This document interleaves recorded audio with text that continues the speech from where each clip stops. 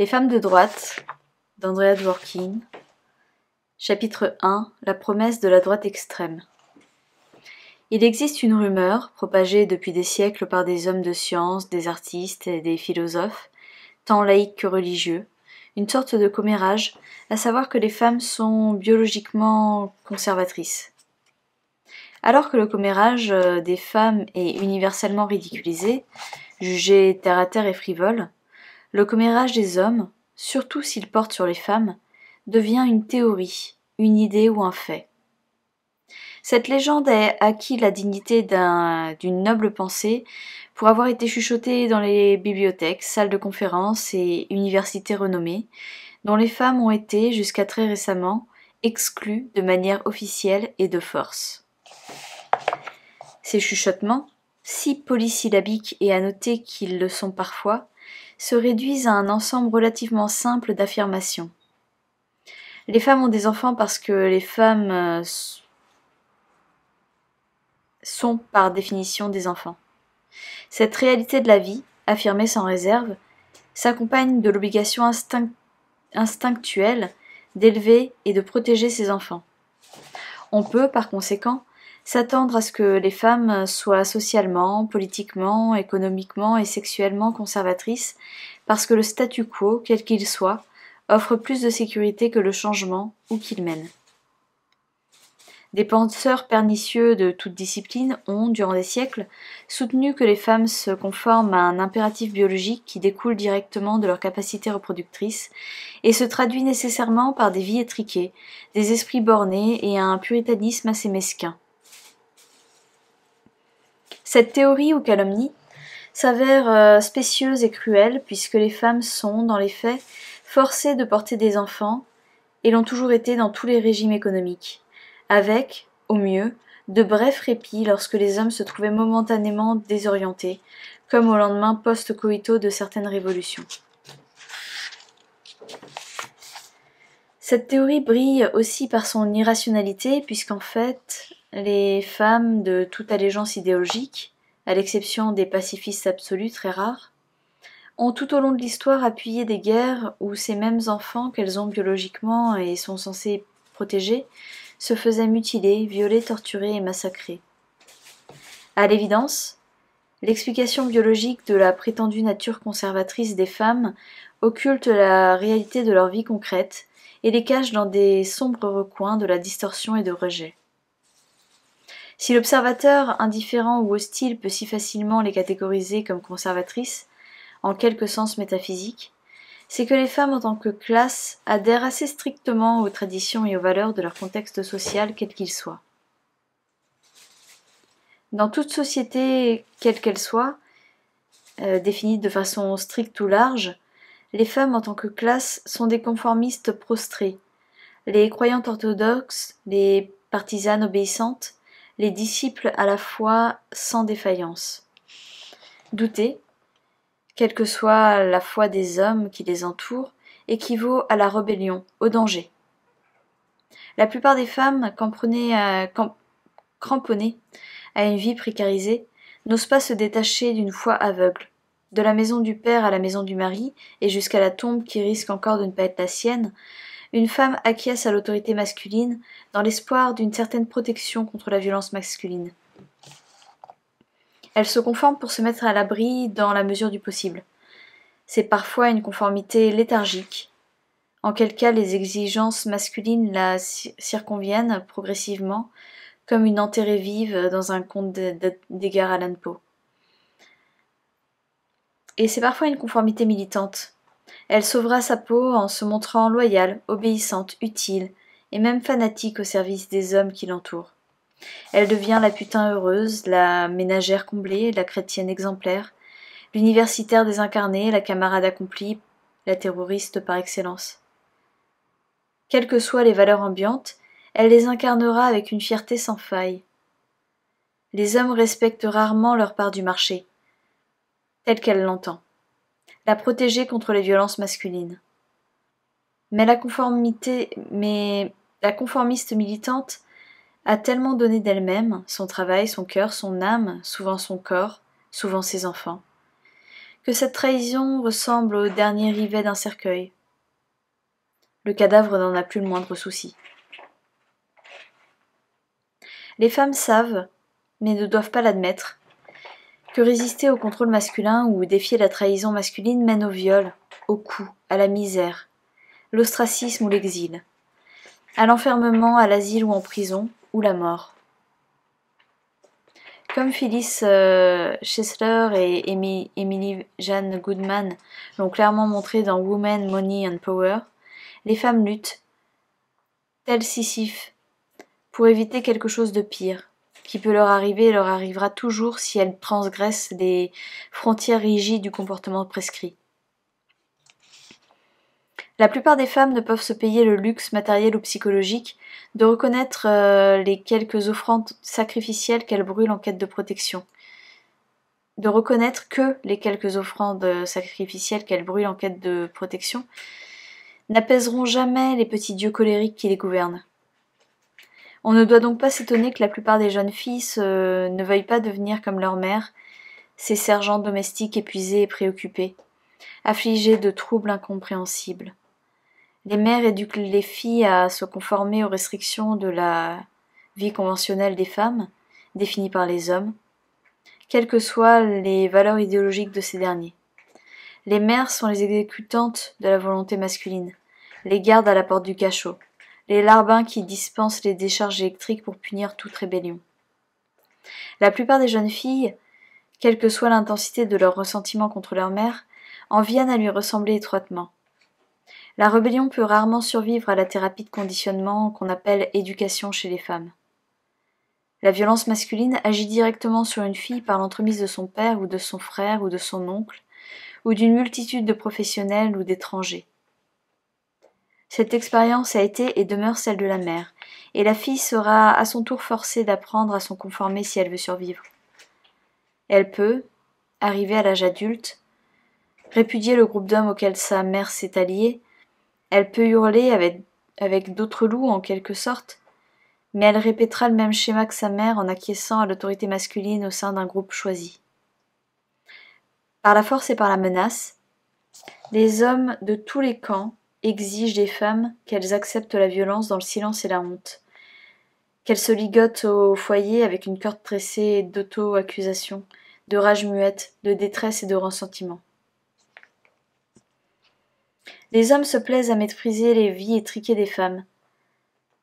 Celle qu'il appelle la bourgeoise, par exemple, avec sa vanité superficielle, devient la risée des braves intellectuels, camionneurs et révolutionnaires, qui disposent d'horizons plus vastes sur lesquels projeter et savourer des vanités plus conséquentes, dont les femmes n'osent se moquer et auxquelles elles n'osent aspirer.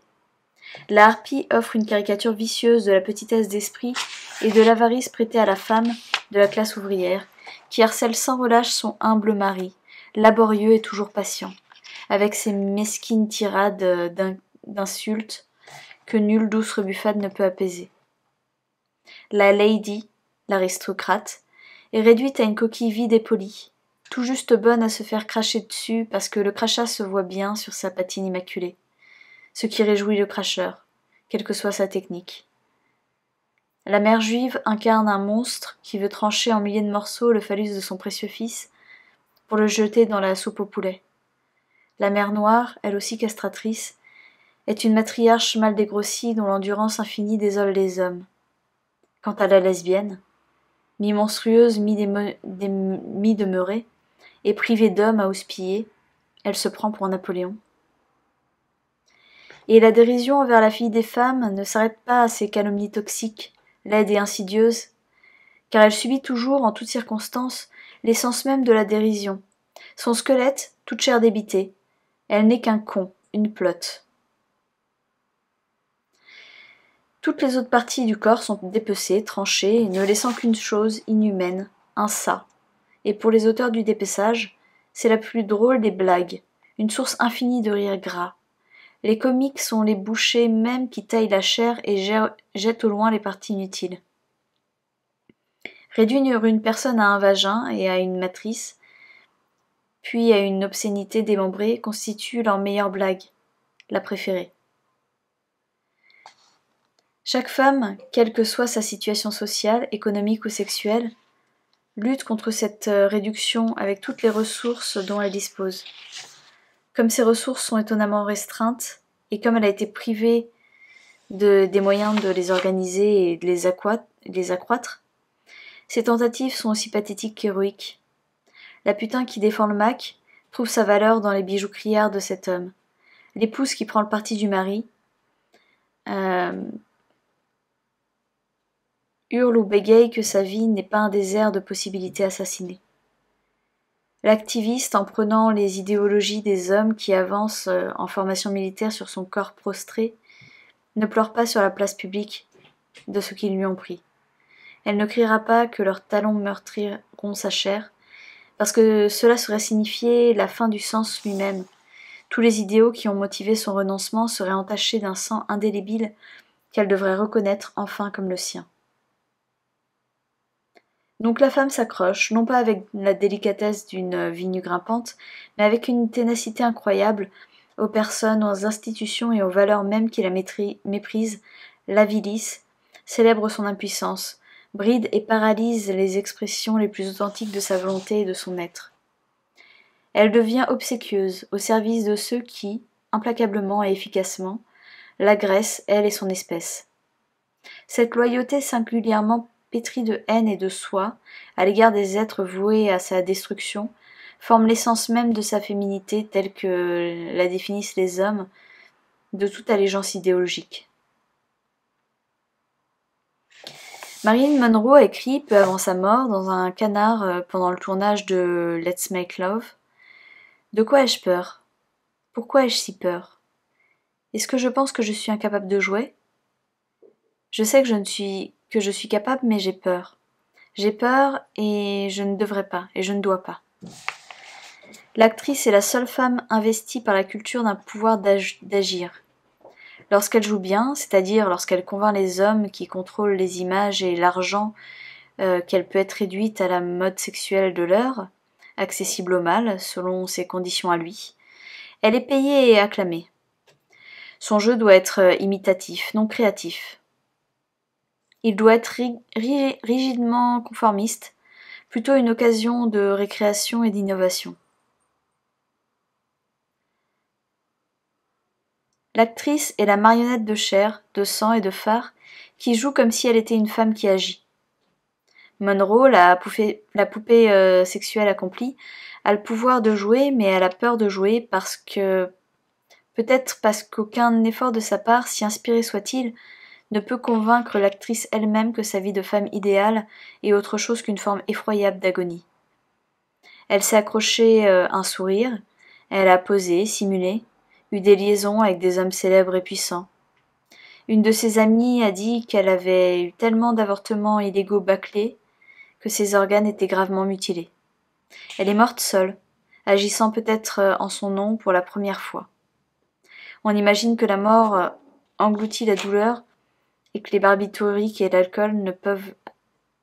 que la mort engourdit la douleur que les barbituriques et l'alcool ne peuvent atteindre. La mort prématurée de Monroe a soulevé une question obsédante pour les hommes qui étaient, dans leur fantasme, ses amants. Pour les hommes qui s'étaient masturbés à même ces images d'exquise conformité féminine. Était-il possible que pendant tout ce temps, elle n'ait pas aimé ça ? Le ça qui lui avait fait des millions de fois ? Ses sourires avaient été des masques recouvrant désespoir et rage ? Quel danger avait-il dès lors couru de se voir détrompés, si fragiles et vulnérables dans leur ravissement masturbatoire, comme si elle avait pu bondir des photos de ce qui était maintenant un cadavre et prendre la revanche qu'ils avaient méritée. Surgit alors cet impératif masculin qu'il ne fallait pas que la mort de Monroe ait été un suicide. Norman Mailer, rédempteur du privilège et de la fierté mâle sur plusieurs fronts, releva le défi en échafaudant une théorie. Monroe avait peut-être été victime du FBI ou de la CIA, ou de quiconque avait tué les Kennedy, parce qu'elle avait été la maîtresse de l'un d'eux ou des deux. L'idée d'une conspiration s'affairait s'avérait réjouissante et réconfortante pour ceux qui avaient voulu lui rentrer dedans jusqu'à ce qu'elle en crève. La mort d'une femme et sa jouissance étant synonymes dans l'univers de la métaphore masculine. Mais il ne la voulait pas morte si tôt, pas vraiment morte, pas tant que l'illusion de son invitation généreuse était aussi convaincante. En fait, ses amants de chair et de fantasme l'avaient baisée à mort, et son suicide apparent s'imposait à la fois comme accusation et comme réponse.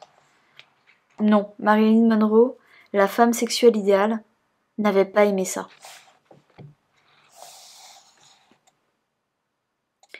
Les gens, comme nous le rappellent constamment les pseudo-égalitaires, meurent toujours trop jeunes, trop tôt, trop isolés, trop pleins d'angoisses insupportables.